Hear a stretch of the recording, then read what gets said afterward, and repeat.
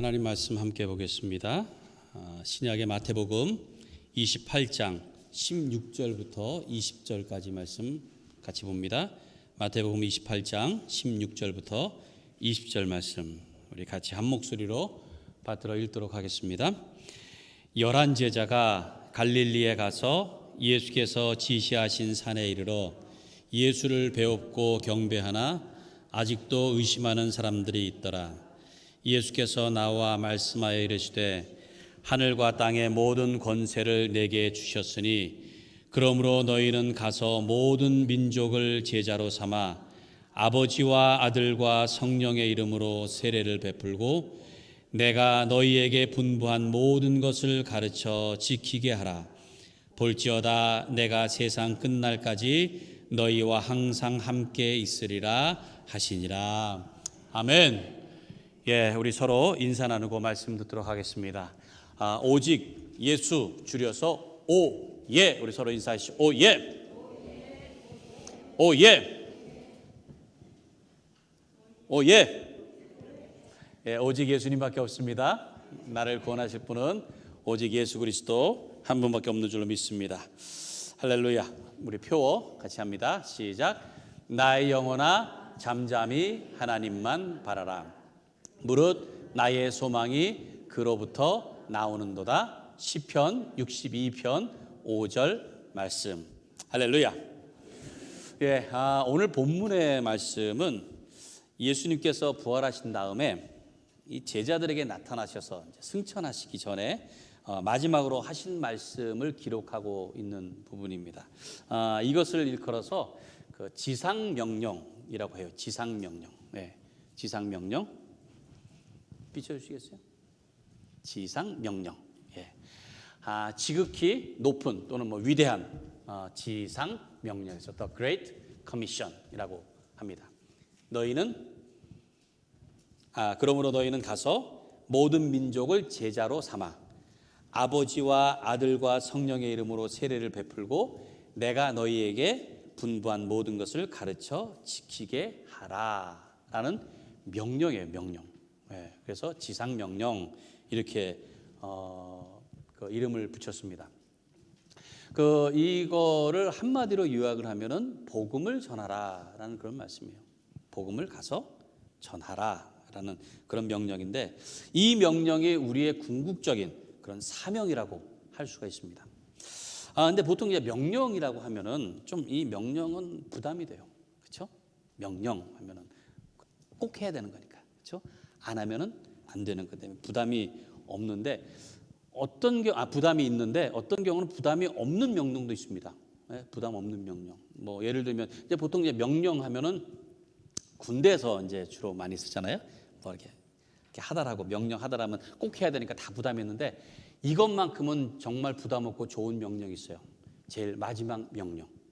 바로 전역을 명받았습니다. 우리 남자분들은 이해하실 거예요. 그 군대 생활 딱 마쳤을 때 다 그렇게 보고를 해요. 전역을 명받았습니다. 이에 신고합니다 하고 마치는 거예요. 군대 생활 딱 마치는 것도 명령에 의해서 마치는 거예요. 근데 그 명령은 되게 좋죠. 군대 그 모든 걸 다 마치는 거니까. 근데 대부분의 명령하면은 그건 우리에게 부담이 됩니다. 반드시 해야 되는 거기 때문에. 예수님의 이 지상 명령도 말 그대로 정말 지극히 중요한 명령이다 보니까 부담이 없을 수가 없어요. 근데 예수님께서 이 명령을 하시면서 부담을 주시기 위해서 하신 것은 아니라는 거예요. 너 이거 꼭 지켜야 돼? 하면서 어떤 부담감을 우리에게 주시려고 하신 게 아닙니다. 우리가 충분히 감당할 수 있는, 조금 돌려서 말하면 주님께서 감당하시는, 그래서 주님이 오히려 더 부담이 되시는 그런 명령이라고 생각할 수가 있어요. 그러니까 오늘 말씀 여러분들 부담 없이 편안하게 명령이지만 그렇게 들으시기를 바랍니다. 자, 우리 16절, 17절을 먼저 좀 살펴볼까요? 16절, 17절에 11 제자가 갈릴리에 가서 예수께서 지시하신 산에 이르러 예수를 배웁고 경배하나 아직도 의심하는 사람들이 있더라. 가룟 유다를 제외하고 11명이죠. 이 제자들이 이제 갈릴리에서 예수님을 만나게 돼요. 그리고 경배를 하잖아요. 그러니까 부활하신 예수님을 직접 이제 만나게 된 겁니다. 근데 그럼에도 뭐라고 말씀하고 있죠? 아직도 의심을 한다고 그랬어요. 아직도 의심한다. 여러분 같으면 어땠을까요? 만약에 부활하신 예수님이 지금 딱 여기 이렇게 오셨어요. 그러면은 여러분들 부활하신 예수님에 대해서 보고 나서도 의심이 될까요? 의심이? 마가복음에 보면은 살아나신 예수님이 이제 살아나신 다음에 여인들을 만났잖아요. 그 여인들이 만나고 나서 와가지고 전했어요. 예수님 부활하셨다. 다시 사셨다. 근데 그거를 믿지 않았다 그랬어요.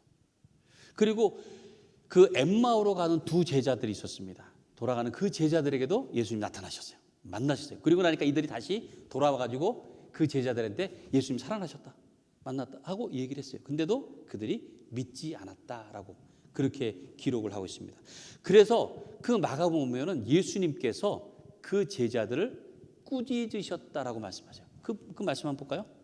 자, 이렇게 말씀합니다. 그 후에 11 제자가 음식을 먹을 때에 예수께서 그들에게 나타나사 그들의 믿음 없는 것과 마음이 완악한 것을 꾸짖으시니 이는 자기가 살아난 것을 본 자들의 말을 믿지 아니함이로라. 말을 믿지 않았어요. 부활했다고 하는 걸 믿지 않았습니다. 자, 요한복음에 보면은 도마가 나옵니다. 도마. 도마는 처음에 예수님께서 제자들 가운데 나타나셨을 때에 그 자리에 없었어요. 그 나중에 얘기를 들었습니다. 그랬더니 도마가 뭐라 그러죠? 내가 직접 그 못자국과 창자국을 만져보기 전에는 못 믿겠다. 그랬어요. 그리고 나서 나중에 예수님이 도마도 있는 자리에 다시 나타나셨죠. 그리고 도마가 그 예수님을 만난 다음에 그 다음에는 예수님을 그러니까 부활을 믿게 되었습니다. 자, 왜 이처럼 예수님이 부활하신 것에 대해서 믿기가 어려울까요? 부활이라고 하는 것 자체가 굉장히 신비로운 거고 초자연적인 것입니다.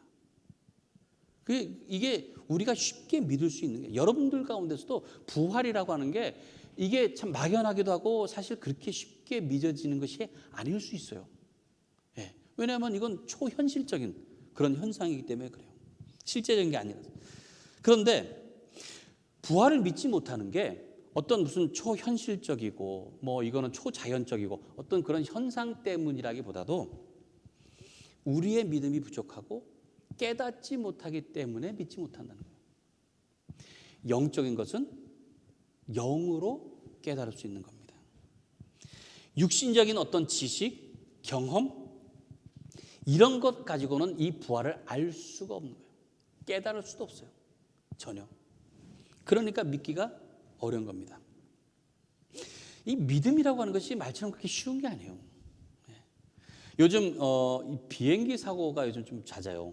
비행기가 좀 이제 뭐 오래되기도 했고 그래서 뭐 날개 뭐 어디가 한 편이 뭐 떨어졌다 또는 뭐 엔진에 불이 붙었다 뭐 심지어는 그렇게 비행기 날아가는데 중간에 문짝이 막 떨어지고 그렇죠?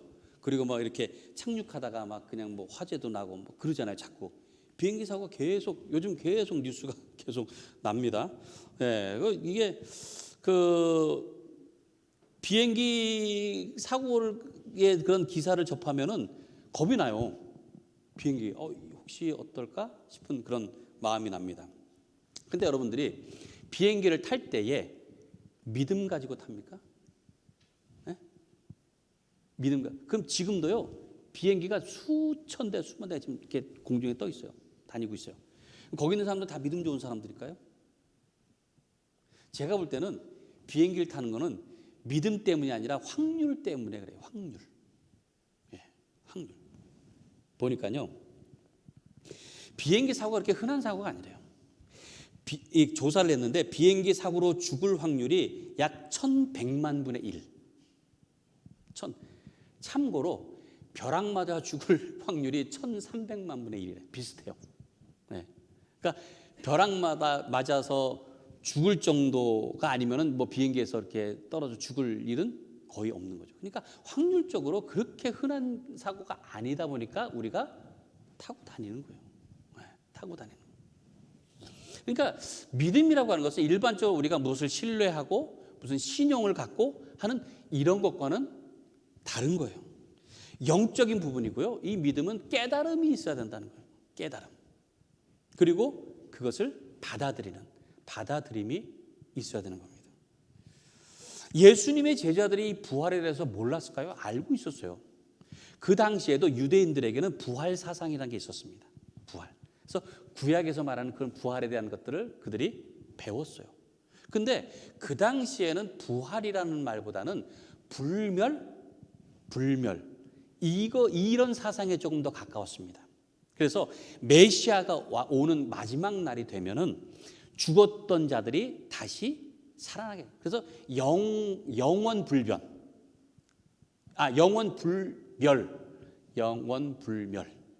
영원히 죽지 않는 그런 상태가 된다라고 하는 부활 사상이 그들에게 있었습니다.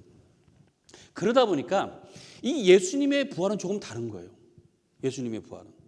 그래서 그들의 이해력 가지고는 조금 받아들이기가 쉽지 않은 거예요. 자, 예수님께서 부활하신 다음에 여인들에게도 나타나고 또 뭐 제자들에게 나타나겠는데 처음에는 예수님을 알아보지 못했어요.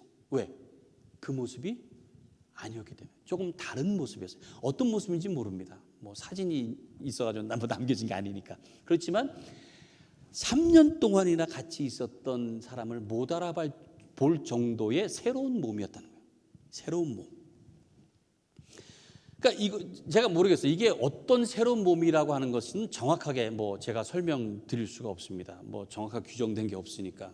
근데 어쨌든 예수님은 그 십자가에 달려서 죽으신 그 몸이 아니라 좀 다른 새로운 몸으로 부활을 하신 거예요. 만약에 여러분들이 세상에 살다가 이 몸으로 천국을 가는 거라고 한다면 여러분들은 어느 때 가고 싶으세요? 어느 나이 때? 만약에 어느 나이 때? 70대? 80대? 그게 아니죠. 20대. 그렇죠. 저도 보니까 20대에는 대단했더라고요. 저도 뭐 지금 별로 안 변한 줄 알았더니 꽤 많이 변했어요. 20대는요. 뭐 일단 날씬하고요. 좋아요. 그러니까 이왕이면 영원히 사는 나라에 갈 때에 그 모습이면 좋지 않을까라는 생각을 해요.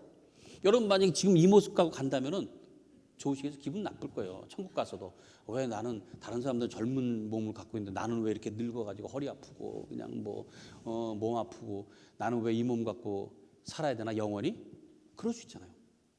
그러니까 새로운 몸으로 부활한다고 하는 거 이게 사실은 더 희망적인 거예요. 더 지금의 이런 모습이 아니라 지금의 이런 불편하고 이런 모습이 아니고 훨씬 천사와 같은 모습이라고 했잖아요.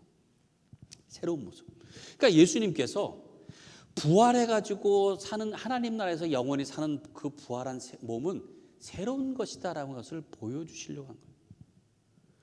그러니까 그 부활하신 몸을 이게 제자들이 딱 봤을 때에 그게 쉽게 믿겨지지가 않은 거예요. 그러니까 새로운 몸으로 부활하신. 뭐 제가 그렇다고 해서 이거가 무슨 신학적인 걸 여러분들 얘기하는 게 아니니까요. 어디 가가지고 또 김은관 목사가 뭐 이렇게 얘기하더라. 뭐 꼭 그렇게 얘기하지 마세요. 또 그냥 여러분만 듣고 그렇다라고 넘어가면 좋겠습니다. 그러니까 예수님께서 새로운 몸으로 부활하신 그것을 본 제자들의 뭐랄까 심정이라고 그럴까요? 그 상태를 볼 때에는 충분히 의심할 수도 있다는 거예요. 자, 그리고 17절 말씀 다시 보면은요. 17절 말씀에 예수를 배웠고 경배하나 아직도 의심하는 사람들이 있더라고 하는 이 의심한다라는 단어. 이 단어가 망설이다, 주저하다라는 그런 의미도 있습니다. 이 구절을 그 유진 피러슨 목사님이 메시지 성경에서는 이렇게 풀어서 기록을 했습니다. 자, 보세요. 예수를 뵙는 순간에 그들은 그분께 경배했다. 그러나 경배하기를 망설이며 그분께 자신의 인생을 완전히 걸어야 할지 확신하지 못하는 사람들도 있었다. 의심 때문에 과연 내 인생을 걸 수 있을까? 그 때문에 고민하고 주저했다는 거예요. 예수님의 부활을 봤습니다. 그 부활하신 예수님 만났어요. 그렇지만은 이게 내 인생을 걸 정도로 확실한 건지에 대해서 망설였다는 거예요. 그 의심이 바로 그건 겁니다. 그러니까 우리가 예수님의 부활을 믿는다? 이거는요, 그 사실을 인정하는 것에 더 나아가서 내 인생을 거는 거예요. 내 인생을 거는 거예요.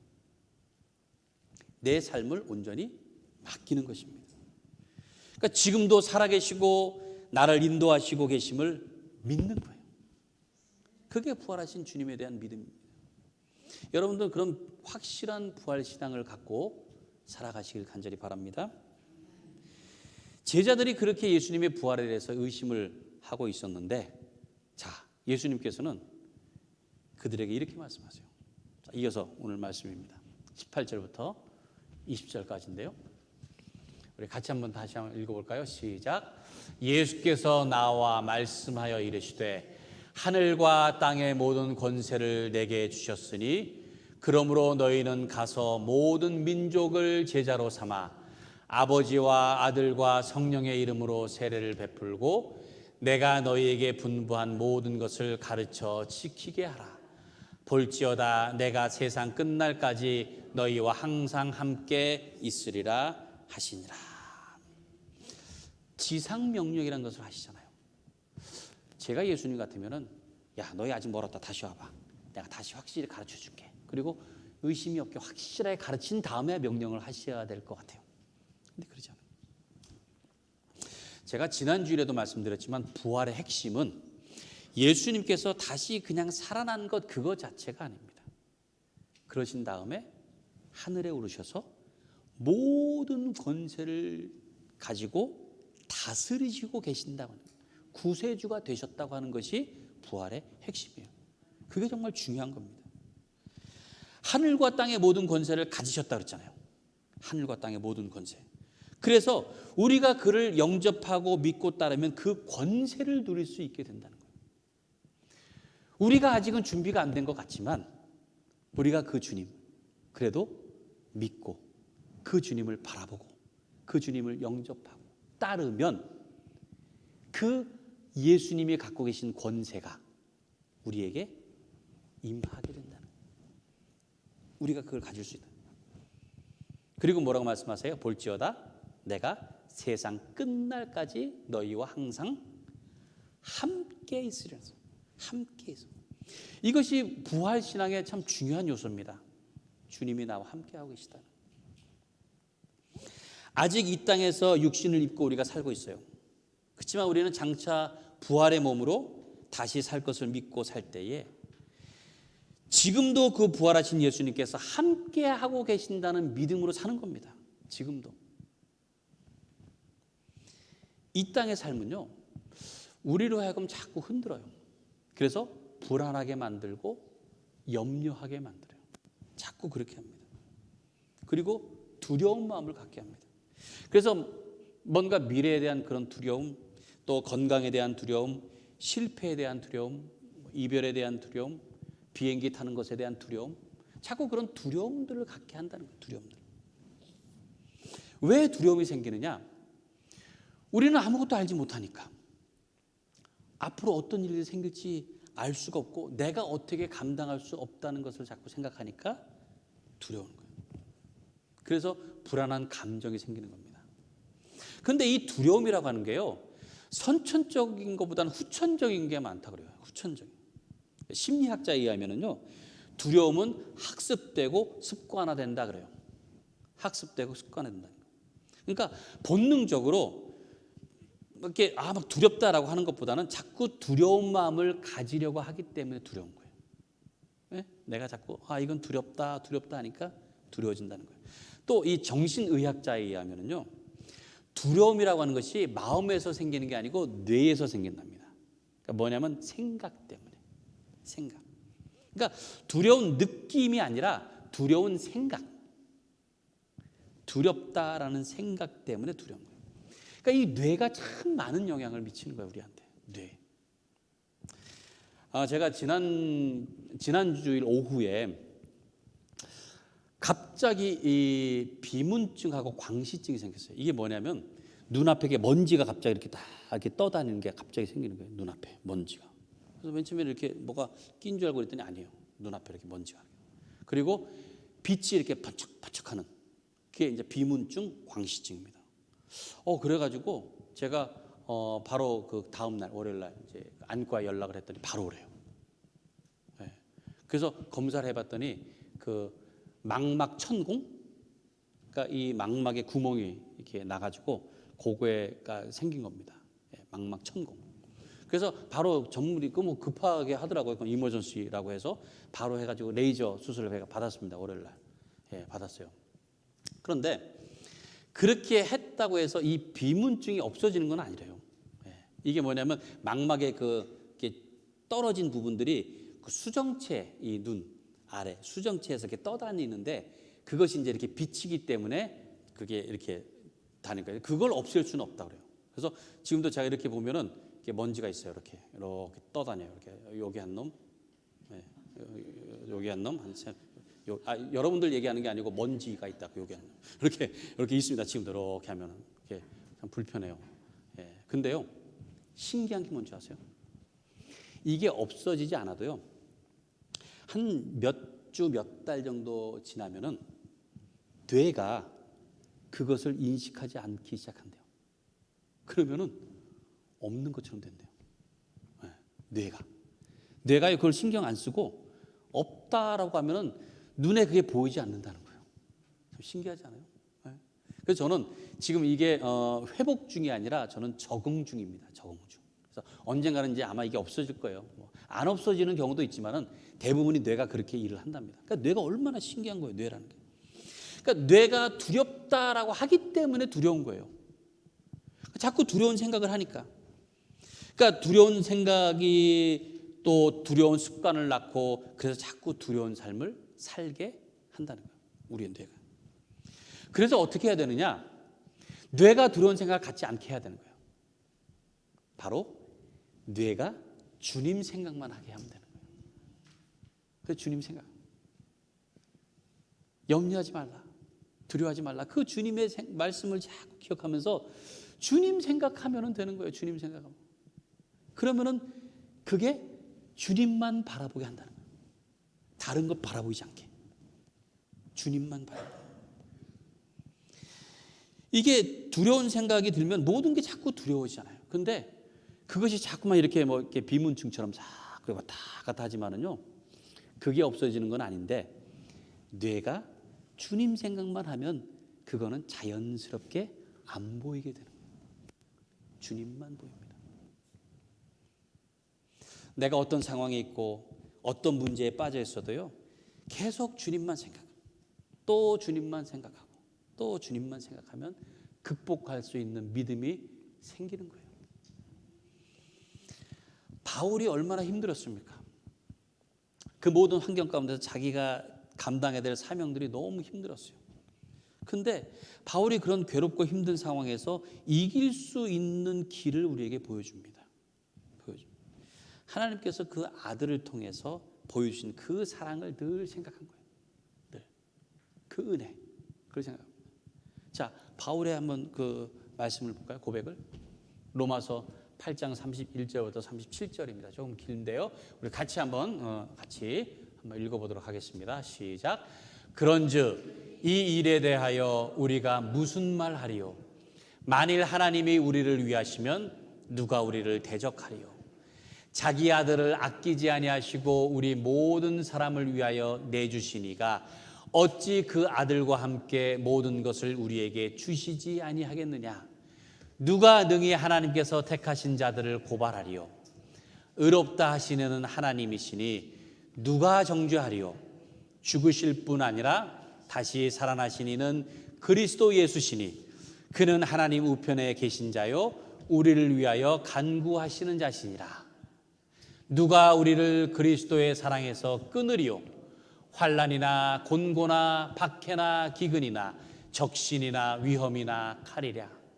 기록된 바 우리가 종일 주를 위하여 죽임을 당하게 되며 도살당할 양같이 여김을 받았나이다 함과 같으니라. 그러나 이 모든 일에 우리를 사랑하시는 이로 말미암아 우리가 넉넉히 이기느니라. 할렐루야. 아멘. 아멘. 하나님께서 그 아들을 우리의 구세주로 삼으신 거예요.